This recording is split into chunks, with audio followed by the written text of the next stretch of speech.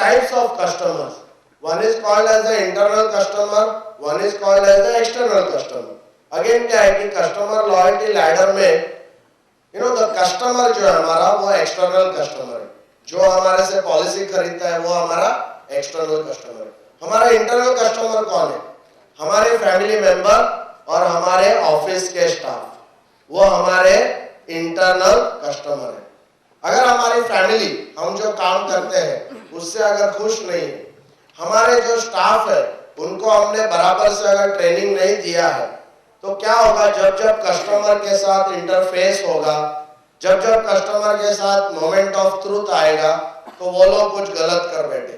तो therefore it is very important. जैसा अगर मैं घर पे नहीं हूँ, सो व्हेन कस्टमर कॉल्स, मेरी वाइफ जो है how does he deal, my children how do they deal with that call is very important.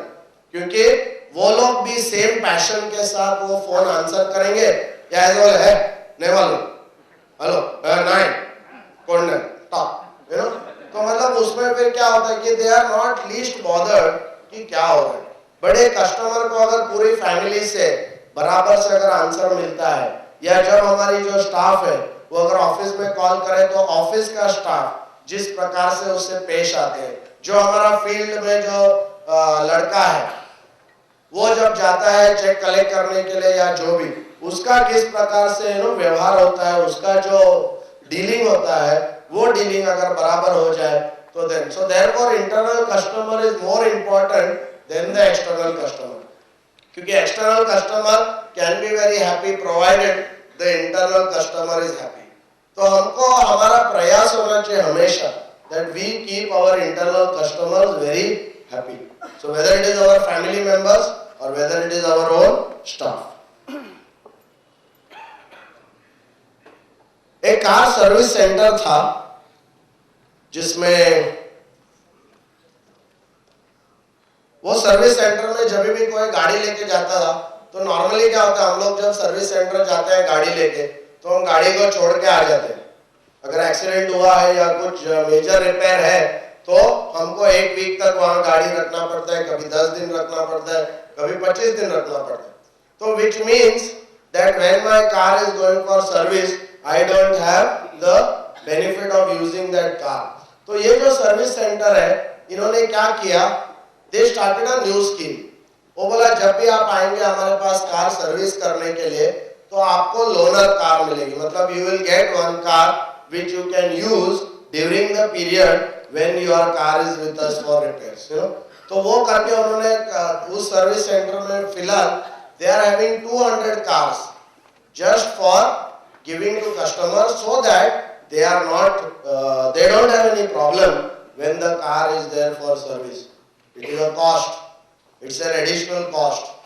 But my dear friends, हमको ये सोचना चाहिए कि वो cost, what is that cost equal to? वो cost का हमको cost benefit analysis हमको करना चाहिए कि क्या वो cost करने से हमको कुछ additional benefit मिल रहा है. और मुझे लगता है अगर हम गौर करेंगे इस बात पे और वो अगर हम कैलकुलेशन करेंगे, then the cost which is required to get a new customer, I think it makes sense, it makes lot of sense to have this additional cost so that जब लोग हमारे साथ और हमारे पास क्या होगा, किसी they themselves, this is about car, but हमारे पास तो ऐसा मतलब से when you buy a car, I bought my car and the person through whom I brought this car was Addis Motors. Every year on my birthday they send me a cake. It's almost 4 years since I bought the car. Car maybe I may not buy, maybe every 5 years or 6 years, but policy I can buy every year, and almost I will buy every year. Santosh Nair, I sold him about 5 policies in a matter of just 2 years. So क्या है कि and then Santosh Nair himself, his income used to continue to increase. So therefore there is more and more and more opportunity. My dear friends, it is very very important कि जो हमारे customer है उनके साथ हमको रहना है, उनके साथ हमको बढ़ना है. वो जैसे जैसे आगे बढ़ते जाएंगे वैसे वैसे हम बढ़ते जाएंगे. बहुत सारे लोग बोलते हैं छोटा कस्टमर है, पर छोटा कस्टमर कब बड़ा बन जाएगा इसका हमको पता भी नहीं लगेगा. तो जब वो छोटा है उस समय पे अगर हम अच्छा काम करते हैं then lifelong he will be our customer. So therefore it is very important. दूसरा इस सर्विस सेंटर ने क्या किया है, they have started a concept called mystery customer. What is mystery customer? Mystery customer मतलब वो सर्विस सेंटर का जो बॉस है वो क्या करेगा, कोई अपने दोस्त को कॉल करेगा और बोलेगा यार तेरा गाड़ी लेके जरा आजा मेरे सर्विस सेंटर में और मेरे को जरा फीडबैक दे कि ये लोग तेरे साथ कैसे बिहेव करते, थोड़ा सा रफ टफ तू बात कर and then tell me how they are behaving, because I want to know moment of truth में वो लोग क्या करते हैं, you know. So he has started this and because of that he gets continuous feedback and he knows, क्योंकि क्या है जैसे मैंने बोला इंटरनल कस्टमर, तो उसकी जो स्टाफ है वो इंटरनल कस्टमर है but he cannot control them, so he has to constantly check whether जो उसका objectives है, जो उसकी भावना है, वो भावना उसके स्टाफ भी उतना ही पैशन के साथ कर रहे हैं कि नहीं। There was one another example, very beautiful example, एक एजेंट के बारे में एक एग्जाम्पल बहुत अच्छा दिया था कि एक बंदा जो हमारे यहाँ से he went to Africa for a holiday, और जब अफ्रीका में गया तो उसका मोबाइल वहाँ गुम गया। It was a very costly mobile, उसका उसने इंश्योरेंस किया था और वहां से उसने इंश्योरेंस के जो एजेंट है उसको कॉल किया, बोला यार मेरा तो यू नो मोबाइल जो है वो गुम गया। तो एजेंट ने बोला सर डोंट वरी, आप एक काम कीजिए, आपकी हॉलिडे जो है जरा मस्ती में आप मतलब एंजॉय कीजिए, you don't worry I will take care. And the customer says I was shocked when I came back from Africa, the first thing when I reached my home I found a new mobile already brought by that agent and there was a envelope with all the documents and papers which I had to just sign. You know, just imagine कितना मतलब वो excited हो गया। He said it was just beyond my imagination. कभी मैं मतलब you know सोच भी नहीं सकता हूँ, कभी imagine भी नहीं कर सकता हूँ, वैसे सर्विस मुझे मिली। दोस्तों क्या है कि नॉर्मल एक्सपेक्टेड सर्विस अगर हम करते रहेंगे it is not going to mean anything. In the competitive world things are changing so very fast, every moment we have to change, और वो चेंज अगर हम करेंगे, बदलाव नहीं करेंगे, customer will not be happy if you give him the same service which you gave him last year. Last year आप जो कर रहे थे वही आप कंटिन्यू करेंगे, he may not be happy, वो अभी ऑलरेडी वो एक्सपेक्ट कर चुका है, so his expectation will increase.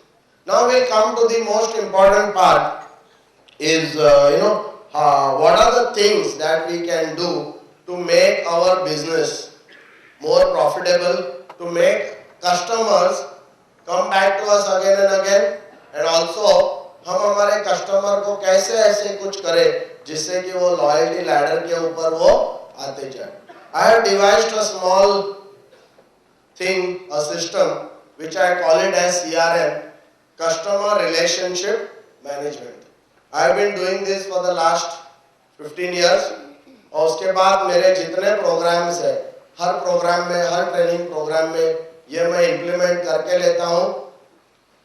इसका जो फीडबैक है एजेंटों से, एजेंटों के कस्टमर से बहुत अच्छा है। I'll tell you what is the need. CRM करने की जरूरत क्या है? सबसे पहले है वाई सीआरएम करने की जरूरत क्यों है? दोस्तों क्या है कि कस्टमर का एक माइंडसेट बन चुका है, उसका एक समझ, उसके अंदर एक समझ बन चुकी है कि मेरा एजेंट मुझे सिर्फ उस समय याद करेगा जब उसको कुछ मेरे से चाहिए। बराबर है कि ना? राइट। तो आजकल मतलब कस्टमर बोलता है, वो एजेंट को देखे तो बोलता है कोई पॉलिसी बंद हो गया क्या? क्योंकि ना पॉलिसी बंद हो गया, ये बात बोलने के लिए हम अक्सर कस्टमर के पास जाते हैं। सो बेसिकली क्या है वाई सीआरएम क्यों? और ये मैं चाहता हूँ आप ध्यान से सुनो, कान से मत सुनो। हेलो, ध्यान से सुनो, कान से मत सुनो। ओके, सीआरएम करने का मकसद ये है कि नंबर 1 कस्टमर का माइंडसेट, एक एजेंट का जो हमने इमेज बनाया है या उसके एक्सपीरियंस के वजह से जो इमेज उसके माइंड में बनी है एक एजेंट की, वो माइंडसेट उसका हमको चेंज करना है, तो बदलना है। तो सीआरएम क्यों करना चाहिए? 1 is to change the mindset. Second is CRM क्यों करना चाहिए? सीआरएम एक सिस्टम है। जब एक सिस्टम हम करते हैं तो उससे क्या होता है कि बार बार लगातार हम कुछ करते रहेंगे because it is a system, not because कभी मेरे को झटका आ गया तो मैं कुछ करता हूँ, झटका नहीं आया तो मैं नहीं करता हूँ, ऐसा नहीं होना चाहिए। तो we should have some system कि होगा कोई पर्टिकुलर टाइम या पर्टिकुलर साइकिल होगा जिसमें हम ये करते रहेंगे और वो साइकिल उस प्रकार से मूव होते रहेगा। तो why I should do it basically so that I have a system. ये सिस्टम में हम क्या करेंगे, तो सीआरएम में व्हाट इज अ सिस्टम, मैं चाहता हूं ये सीआरएम जो आप करेंगे हर साल एक बार, मिनिमम हर साल एक बार आपको कस्टमर के पास सीआरएम कॉल के लिए जाना है। You have to tell the customer sir I am coming for CRM. तो वो पूछेगा सीआरएम क्या है, तो मैं उसको बोलूंगा sir CRM means I want to do an audit of your insurance file. CRM मतलब मैं आपकी इंश्योरेंस जो फाइल है उसका ऑडिट करने आता हूँ। नॉर्मली ये लिम्रा के बुक्स में अगर आप देखेंगे इसको कहा गया है एनुअल रिव्यू, बट जब लिम्रा के बुक्स में इसको एनुअल रिव्यू कहते हैं, बट एनुअल रिव्यू में क्या है, बिजनेस के लिए रिव्यू होता है, मैं बिजनेस के लिए नहीं बोल रहा हूँ। एक्चुअली सीआरएम कॉल जब हम करते हैं बिजनेस की बात बिल्कुल होनी नहीं चाहिए। और मेरा एक्सपीरियंस है, और जब मैं लोगों को भी बोलता हूँ, अक्सर कस्टमर जब कोई सीआरएम के लिए जाता है तो नॉर्मली वो बोलता भी है अरे यार कोई नया पॉलिसी आया है क्या। तो वहां पर we should resist the temptation to talk about business. तो वहां आपको क्या बोलना है, अगर कोई ऐसा बोलता भी है, क्योंकि उसको थोड़ा अलग लगेगा, बोलेगा यार ये हर बार पॉलिसी के लिए आता है, अभी ये ऑडिट विडिट के लिए क्या है ना, तो बीच में वो ऐसा थोड़ा एक पुड़ी छोड़ दे। अभी हमको क्या करना है, we should not talk about business. So I will tell him sir आज जो है मेरा ऑब्जेक्टिव इस कॉल का इज टू डू सीआरएम, इस कॉल का ऑब्जेक्टिव है ऑडिट करना। तो सर अगर बिजनेस के बारे में आपको कुछ बात करनी है, I will take a call appointment from you separately, क्योंकि ये ऑब्जेक्टिव अलग है। And I should desist and resist from doing any business. तो सीआरएम हम लोग करते हैं तो what will happen is we go there once a year.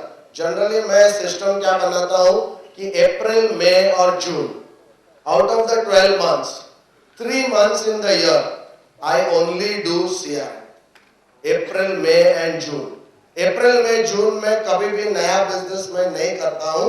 And generally I would request everybody to follow this process कि आपको अप्रैल में, जून में कभी भी नया बिजनेस नहीं करना चाहिए। I know it is little weird, थोड़ा सा मतलब उसके ऊपर लोगों की रिएक्शंस होगी, but if you want to do a long term business, अगर आपको इस बिजनेस में लंबे दौर का खिलाड़ी अगर बनना है, तो दोस्तों ये आपको करना होगा। ये बदलते वक्त का एक छोटा सा इस प्रकार से अगर हम काम करेंगे तो ये हमारे इस बदलते जो वर्ल्ड है उसको हम चैलेंजिंग और उसको चैलेंज कर सकेंगे, कस्टमर को अपने पास रख सकेंगे। So what is CRM? आपके नोट्स में सेकेंड लास्ट पेज में मैंने एक प्रोसेस दिया है, उसको बोलते हैं 16 पॉइंट चेकलिस्ट। तो आपको क्या करना है, वो अभी देखो मत, वो है उधर, मैं बोल रहा हूं तो है, ओके।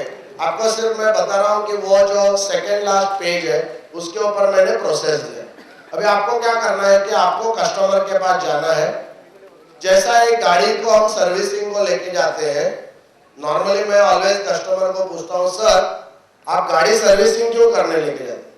तो बोला यार वो जस्ट चेकअप करने के लिए, प्रिवेंटिव मेंटेनेंस करने के लिए, थोड़ा मतलब सर्विसिंग में फिल्टर क्लीन करते हैं ये वो, तो गाड़ी थोड़ा ट्यून अप हो जाती है, अच्छा रहता है, मतलब ब्रेकडाउन होने का चांस कम रहता है। तो बोला सर आपने एलआईसी का फाइल कभी सर्विस किया? लास्ट किया ही नहीं, वो ब्रेकडाउन होने के बाद हम फाइल खोलते हैं, मतलब कोई अगर डेथ होती है तो ये आदमी जाके फाइल ढूंढने शुरू करता है, और उसमें फिर आधा पॉलिसी नहीं रहता है, आधा क्या है, आधा चूहे ने खाया हुआ रहता है ना, तो और आधा पॉलिसी जो है बैंक में रहती है, जो फैमिली को पता भी नहीं रहता कि वो बैंक में गिरवी रखा है। There are lot of these things which you and I personally हमारे मतलब करियर में हमने ये देखा है। अभी आपको क्या करना है कि गाड़ी जब सर्विसिंग के लिए हम सर्विस सेंटर में लेते हैं तो उनके पास एक जॉब कार्ड रहता है, वो जॉब कार्ड पे 16 पॉइंट्स रहते हैं। तो वो सर्विसिंग में गाड़ी क्या करता है, पहला वाला जो अटेंडेंट है वो पॉइंट नंबर 1 बॉनेट वो खोल देगा, वो अंदर चेक करेगा, बंद करेगा, फिर वो नेक्स्ट वाले के पास। पॉइंट नंबर 2, वो एयर फिल्टर निकालेगा, क्लीन करेगा, अगर नंबर ऑफ किलोमीटर उतना हुआ है तो फिल्टर को चेंज करेगा। It's a standard process.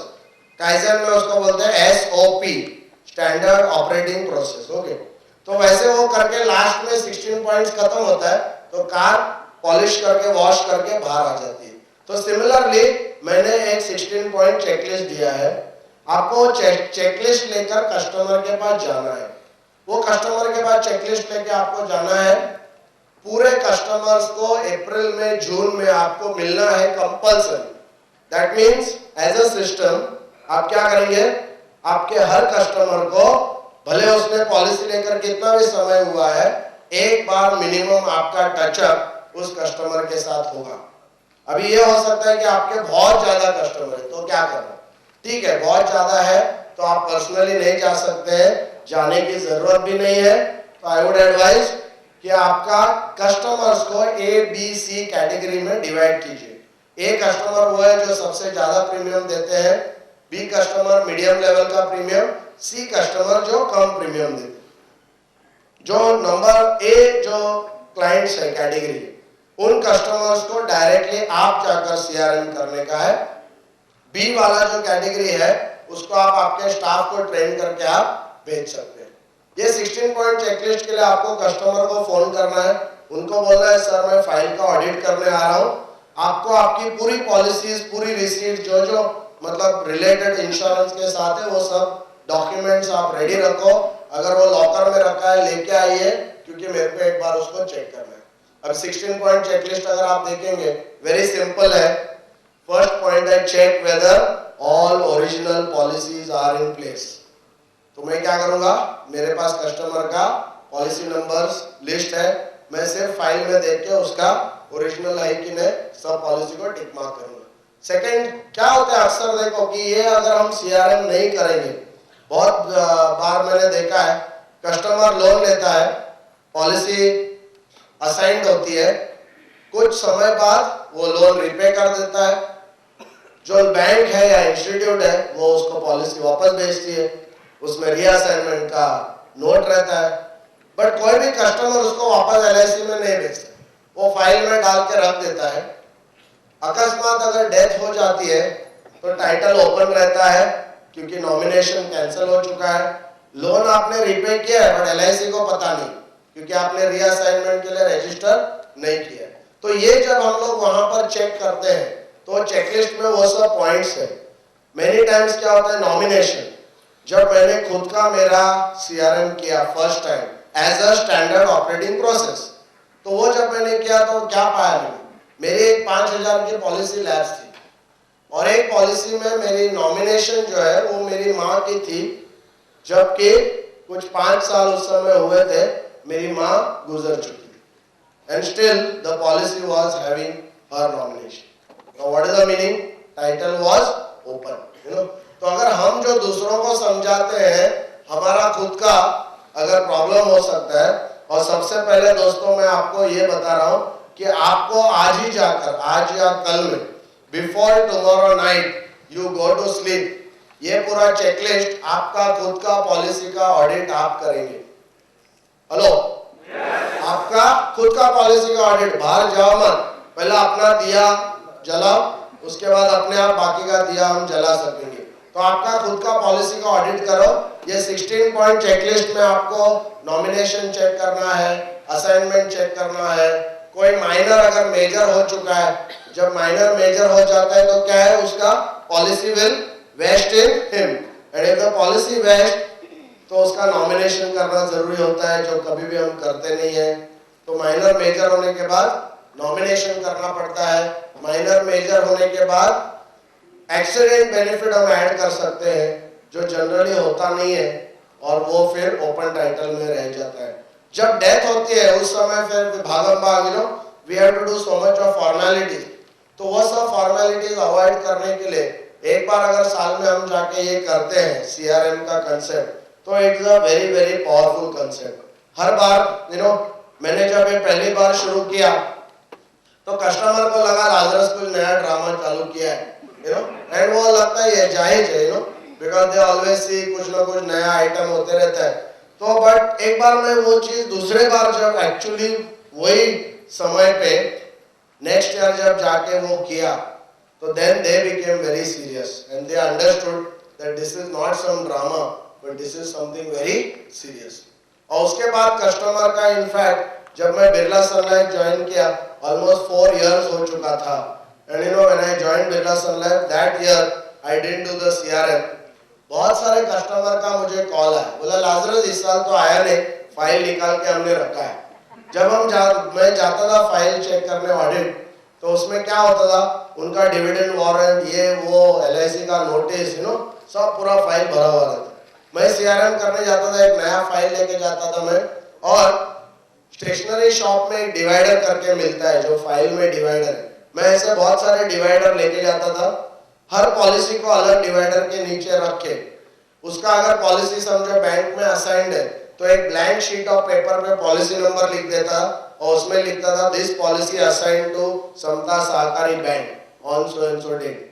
तो ओरिजिनल पॉलिसी वहां नहीं है, बट एटलीस्ट जब हम जाएंगे तो वो पॉलिसी क्यों नहीं, बहुत सारा पॉलिसी लॉस्ट हो चुका होता, तो उनका मैं यू नो डुप्लीकेट पॉलिसी के लिए डॉक्यूमेंटेशन करता। नॉमिनेशन बहुत सारा बार ऐसा होता कि you know the nominee is no more and yet the policy is still existing, the nominee is in that, तो मैं नॉमिनेशन चेंज करता।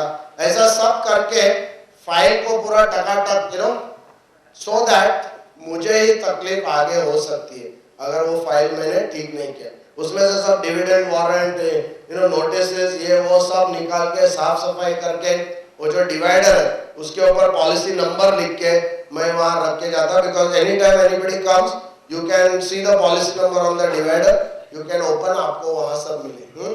तो ये जो 16 पॉइंट्स है, ये पॉइंट्स को अगर आप इंप्लीमेंट करेंगे then you will be getting lot of benefit, क्योंकि कस्टमर लॉयल्टी के लिए ये एक स्ट्रैटेजी नंबर 1 है। ये बहुत इंपॉर्टेंट स्ट्रैटेजी है। पिछले करीबन 5 से 10 सालों से मैं ये रेकमेंड कर रहा हूँ। बहुत सारे जो हमारे एजेंट्स हैं जो मेरे ट्रेनिंग में है वो यूज कर रहे हैं and they are getting fantastic results, क्योंकि this is something you know that we have to do. तो I want you to put a system